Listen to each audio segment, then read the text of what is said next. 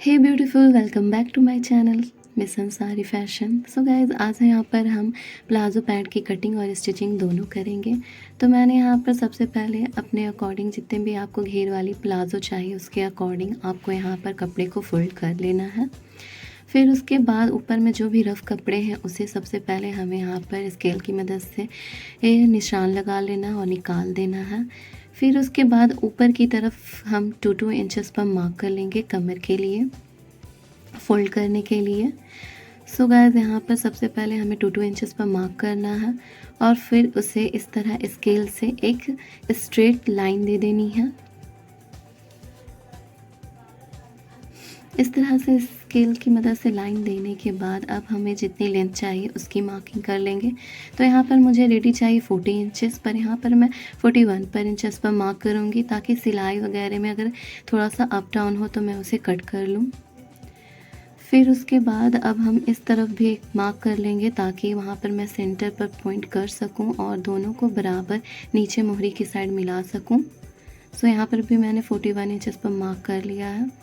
इस तरह से हमें 3 बार हमें 40 इंचेस पर मार्क कर लेना हो और एक स्ट्रेट लाइन तीनों डॉट को मिलाते हुए दे देना है ताकि ईज़िली हमें यहाँ पर अप डाउन ना हो और इसलिए बराबर एक तरह निशान बन जाए यहाँ पर। सो गाइस, यहाँ पर सबसे पहले हम स्ट्रेट लाइन दे देंगे। फिर उसके बाद यहाँ पर से हमें सेंटर पॉइंट देखना है। सो गाइस, यहाँ पर मोहरी में अलग से पट्टी लगाऊंगी। अब उसके बाद अब हम अपने सबसे पहले मोहरी की मेज़रमेंट को देखें कि कितनी रखनी है। तो यहाँ पर मैं 15 इंचेस अपनी मोहरी रख रही हूँ क्योंकि मुझे थोड़ा सा घेर वाला प्लाजो चाहिए था। सो गाइस, यहाँ पर सबसे पहले हम 15 इंचेस पर मार्क कर लेंगे। अब इन दोनों का सेंटर पे हम एक डॉट कर लेंगे तो 15 इंचेस का सेंटर हो जाएगा यहाँ पर हमारा 7.5। तो यहाँ पर हम इस तरह से 7.5 इंचेस पर बीच में मार्क कर लेंगे।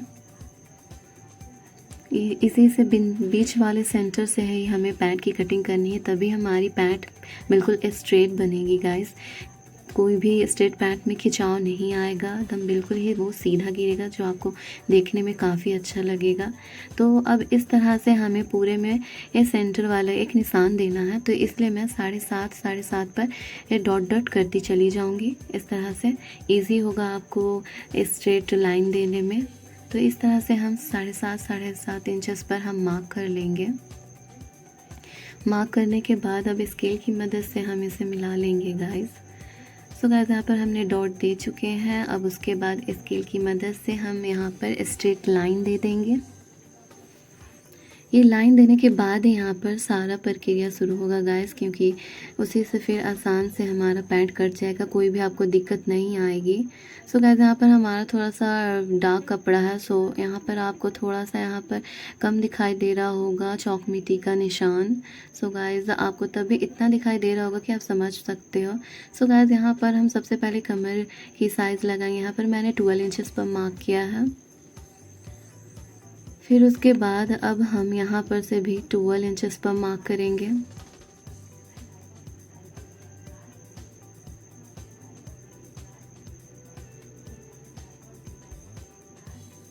फिर उसके बाद अब यहाँ पर हम एक स्ट्रेट लाइन दे देंगे स्केल की मदद से। इस तरह से हम निशान दे देंगे ताकि हम यहाँ पर क्रॉच एरिया को अच्छे से बना पाएँ। सो गाइस, ये देखिए हमने यहाँ पर ये निशान दे दिया। अब यहाँ पर सेम हम उतना ही जितना कमर के पास लिया था वहीं पर भी यहाँ पर सेम रहेगा। यहाँ पर भी हम 12 लेंगे। फिर अब इन दोनों निशानों को इस तरह से हम मिला लेंगे। उसके बाद यहाँ पर हम क्रॉच एरिया का यहाँ पर मार्क करेंगे। तो यहाँ पर हमने ले लिया है 15 इंचेस पर मार्क कर लिया है। फिर उसके बाद इस तरह से हमें यहाँ पर हल्की सी गुलाई दे देनी है। सो गाइज़, अब हम क्रॉच एरिया और मोहरी के बीच में एक सेंटर पॉइंट पर निशान लगाएंगे, क्योंकि यहाँ पर हमें बीच वाले एरिया में थोड़ा सा कम हमें घेरा चाहिए। सो गाइस, उसके बाद हम जो बीच वाला डॉट करेंगे, मार्क करेंगे, उसके बाद 3 इंचेस ऊपर आ जाएंगे। अब उसके बाद हमारा जो मोहरी है वहाँ पर मैंने 15 इंचेस रखा था, क्योंकि ऑल राउंड हमारा वहाँ पर 30 पूरा घेरा है। सो यहाँ पर मैं रखूँगी यहाँ पर पहले हमें स्ट्रेट लाइन दे देना है। यहाँ पर मैं रखूँगी 13 इंचेस, जो यहाँ पर से मैंने सेंटर निशान से ये 6.5 इंचेस इस साइड मार्क किए हैं और 6.5 इंचेस वहाँ पर मार्क किए हैं। अगर ऑल राउंडर की बात करें तो 26 इंचेस हुआ है। इस तरह से हमें मार्किंग कर लेनी है। अब उसके बाद यहाँ पर क्रॉच एरिया में हमने 15 पर निशान लगाया था। यहाँ पर हम 1 इंचेस पर और निशान लगाएंगे, एक्स्ट्रा लेंगे हमारा मार्जिन के लिए। सो गाइस यहाँ पर टोटल हमारा 16 इंचेस हो गया है। सो गाइस इस तरह से अब हम सभी निशानों को मिला लेंगे। सो गाइस अब इन तीनों निशानों को हमें इस तरह से हल्का शेप देते हुए हम इसके स्केल की मदद से यहाँ पर मार्क कर लेंगे। ये देखिए आपको यहाँ पर अच्छे से समझ में आ जाएगा इसकी कटिंग का शेप, क्योंकि यहाँ पर अच्छे से मैंने आपको बताया है किस तरह से मैं पैट की कटिंग कर रही हूँ। सो गाइस इस तरफ भी हम इस साइड भी सेम वही तरीके से इस तरह से मार्क कर लेंगे। सो गाइस यहाँ पर हमारा जो बीच वाला एरिया है वहाँ पर मैंने 13 इंचेस लिया है। तो आप जो वहाँ पर स्ट्रेट लाइन देख रहे हैं वहाँ से मैंने 6.5 और 6.5 इस साइड दोनों तरफ लिया है। अब इसकी फटाफट हमें कटिंग कर लेनी है। और मैंने आपको बताया कि मैं यहाँ पर मोहरी पट्टी अलग से बनाऊंगी, तो वो मैं अलग से लगा लूँगी। मैंने एक साथ नहीं कटिंग की है। सो गाइस इस तरह से हमें फटफट कटिंग कर लेनी है। कटिंग होने जाने के बाद हम बैक वाला भी पल्ला कटिंग कर लेंगे। बैक वाले पट्टे के लिए ज़्यादा कोई ये दिक्कत नहीं है गाइस, सेम फ्रंट वाले पल्ले से ही कटिंग हो जाती है, बस थोड़े से चेंजेस करने पड़ते हैं, वो आपको समझ में आ जाएगा बिल्कुल ही अच्छे से। सो गाइस इस तरह आप अपने कपड़े को फिर से फोल्ड कर लें, पर उससे ज़्यादा, क्योंकि बैक वाला पल्ला थोड़ा सा हमारा ज़्यादा कटता है, 2 इंचेस। सो गाइस यहाँ पर हम ऊपर कमर के लिए भी 2 इंचेस पर मार्क ऊपर कर दिए हैं। फिर यहाँ पर सेम देखिए मैं 2 इंचेस पर थोड़ा सा कपड़ा आगे हुए की तरफ मार्क कर रही हूँ। 2 इंचेस पर हमें मार्क कर देना है और सेम नीचे मोहरी की साइड भी हमें 2 इंचेस एक्स्ट्रा पर मार्क कर देना है। अब देखिए हमने जो ऊपर कमर पर निशान 2 इंचेस एक्स्ट्रा दिया था, पीछे का पल्ला थोड़ा सा 2 इंचेस एक्स्ट्रा रहता है ताकि वो नीचे न आए, कमर पर रहे, आगे से खिंचाव ना बने। अब इस तरह से हम स्केल की मदद से इन निशानों को मिला लेंगे। सेम मैंने जो फ्रंट का पल्ला कटिंग किया था उसी के प्रोसेस से यहाँ पर बस 2 इंचेस हमारा एक्स्ट्रा रहेगा बैक का पल्ला। अब इस तरह से हमें इसकी कटिंग कर लेनी है। पहले हम उस तरफ की कटिंग कर लेंगे, फिर क्रॉच एरिया की कटिंग करेंगे। क्रॉच की एरिया की कटिंग के लिए हम अपने पल्ले को, फ्रंट वाले पल्ले को इस तरह आगे थोड़ा सा बढ़ा देंगे जिस पर हमने मार्किंग की थी। सो गाइस यहाँ पर अब हमें इस तरह से इसे फिक्स कर लेना है जो हमने मार्किंग की थी। अब उसके बाद इसकी कटिंग करनी है। अब इसकी हम फटाफट इसकी भी कटिंग कर लेंगे। सो गाइस हमने बैक वाले पल्ले के लिए ज़्यादा टेंशन नहीं लेना है, उसे हम फ्रंट वाले पल्ले के ही सिर्फ कटिंग करना, फिर उसके बाद 2 इंचेस हर तरफ बढ़ा लेना है। बस आप आसान से कटिंग कर सकते हो प्लाजो पैंट की। ये देखिए यहाँ पर हमारी कटिंग हो गई है और बैक वाले पल्ले की ये देखिए हमारे यहाँ पर 2 इंचेस एक्स्ट्रा, हमारे दोनों पल्ले की कटिंग हो गई है। अब हम स्टिचिंग करेंगे।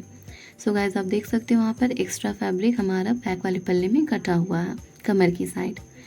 सो गाइस अब हम यहाँ पर सिलाई की बात करें तो यहाँ पर मैं इंटरलॉक नहीं, बिना इंटरलॉक के पक्की सिलाई करना आपको सिखा रही हूँ।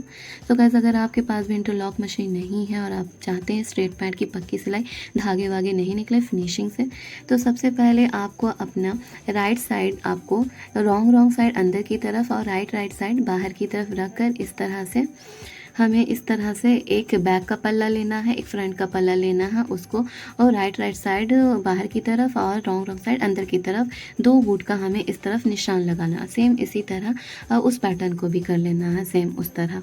तो ये देखिए हमारी यहाँ पर सिलाई हो गई है 2 बूट। अब इस तरह से राइट देखिए रॉन्ग वाला पल्ला ऊपर की तरफ आ गया और राइट पल्ला अंदर चला गया।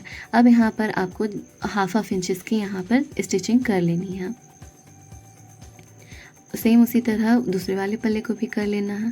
अब ये देखिए हमारा दोनों पल्ला ही स्टिचिंग हो चुका है। अब उसके बाद फिर से सेम वही प्रोसेस करेंगे, रॉन्ग पल्ला अंदर की तरफ और राइट पल्ला बाहर की तरफ, क्योंकि हमें अब क्रॉच एरिया को स्टिचिंग करनी है। अब इस पर भी हम 2 बूट की सिलाई कर लेंगे इस तरह। हल्का हल्का सा हम 2-2 बुट सिलाई कर लेंगे और सेम इस तरफ भी हम 2-2 बुट की सिलाई कर लेंगे और उसके बाद हमें हाफ इंचेस की सिलाई करनी है। इस तरह से आप अपने पैंट में, कुर्ती में, हर चीज़ में आप फिनिशिंग दे सकते हो। सो गाइज़ यहाँ पर हमारी सिलाई हो चुकी है 2-2 बुट। अब हमारा ये रॉन्ग वाला पल्ला आ गया है, उल्टा है। अब उस पर हमें सिलाई कर लेना था। फिर उसके बाद अब हम यहाँ पर बात करें मोहरी की, तो यहाँ पर मैंने 4 इंचेस की पट्टी कटिंग की है और उसे इस तरह से दोहरा कर रखा है और उस पर सिलाई कर दी है। अब उसके बाद सिलाई कर देने के बाद इसे अंदर की तरफ पलट कर उस पर भी सिलाई मार देनी है। सो गाइस यहाँ पर मोहरी हमारा देखिए बिल्कुल रेडी हो चुका है और हमने ये सीधे पजामे में हाफ 2-2 बूट की यहाँ पर भी स्टिचिंग कर ली है, ताकि हम जब रॉन्ग साइड करें, उल्टा करके जब सिलाई करें तो कोई भी फैब्रिक निकला हुआ ना रहे। तो अब इस तरह से हमें देख सकते हैं, यहाँ पर मैंने सिलाई कर लिया। अब इसे हमें उल्टा कर लेना है। ये हमारी राइट साइड थी। राइट साइड में ही आपको 2-2 बूट की सिलाई करनी है गाइज़। आपको आई होप आपको समझ में आ गया होगा। सो गाइज़ यहाँ पर देखिए अब हमने इसे उल्टा कर लिया है और इस पर अब हाफ इंचेस की स्टिचिंग हम कर लेंगे। उसके बाद हमारा ये पजामा कंप्लीट हो जाएगा। सिर्फ हमें इसमें इलास्टिक अटैच करनी होगी। इलास्टिक अब बस हमें अटैच करनी है। इलास्टिक अटैच करने के लिए इस तरह से हमें इलास्टिक को रखना है और अपने फैब्रिक को थोड़ा सा फोल्ड करना है। आप चाहो तो फोल्ड थोड़ा सा करके सिलाई भी एक मार सकते हो या फिर आप डायरेक्ट भी इसे अटैच कर सकते हो। सो गाइस इस पर इलास्टिक अटैच करने के बाद हमने इलास्टिक पर एक एक सिलाई भी लगा ली है। सो गाइस यहाँ पर हमारा प्लाजो पैंट कटिंग हो चुका है। आप देख सकते हो कितना प्यारा लग रहा है और बहुत ही इजी तरीका से मैंने आपको बताया कि आप अपने प्लाजो की स्टिचिंग कैसे कर सकते हो, बिना इंटरलॉक मशीन की पक्की सिलाई कैसे आप कर सकते हो।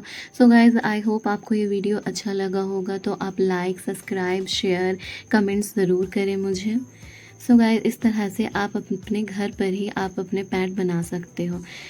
सो आई होप आपको ये वीडियो अच्छा लगा होगा। अब मिलती हूँ नेक्स्ट वीडियो में।